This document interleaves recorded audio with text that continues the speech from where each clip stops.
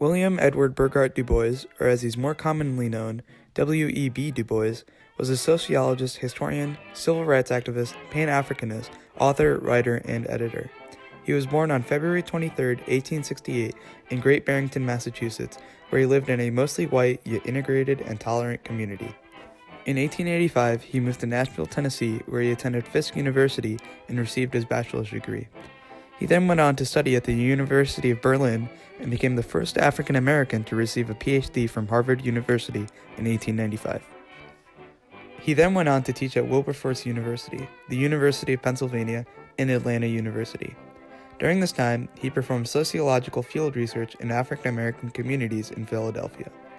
This formed the foundation for the Philadelphia Negro, a social study which he published in 1899.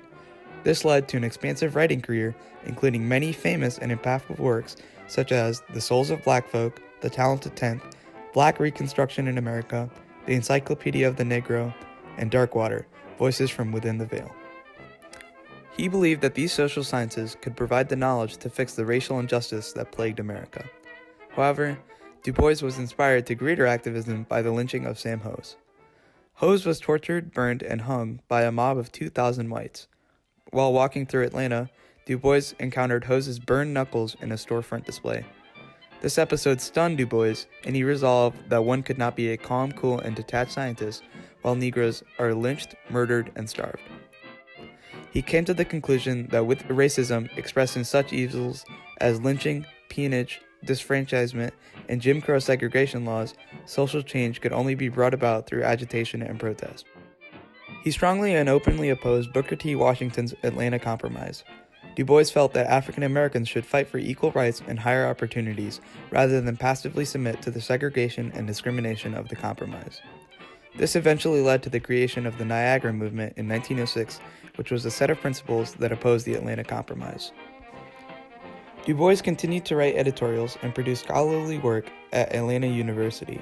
Eventually, in 1909, he was the first African American invited to the American Historical Association's annual conference to present a paper.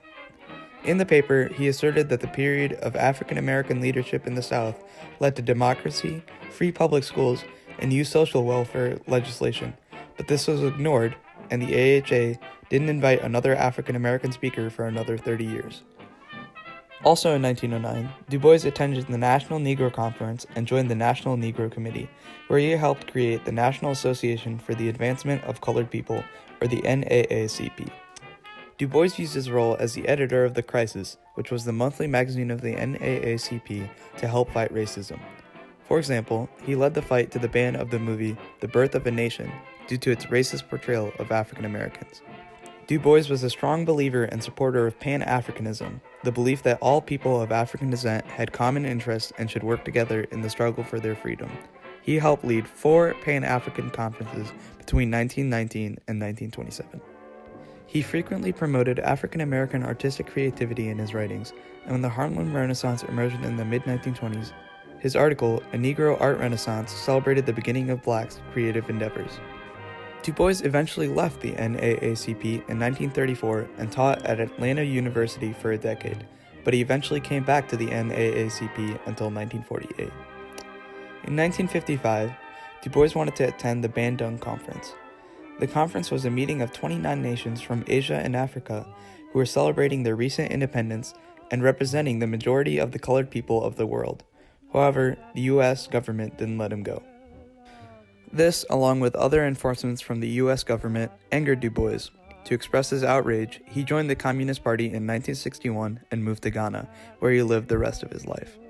He died on August 27, 1963, just one day before Martin Luther King Jr. delivered his I Have a Dream speech.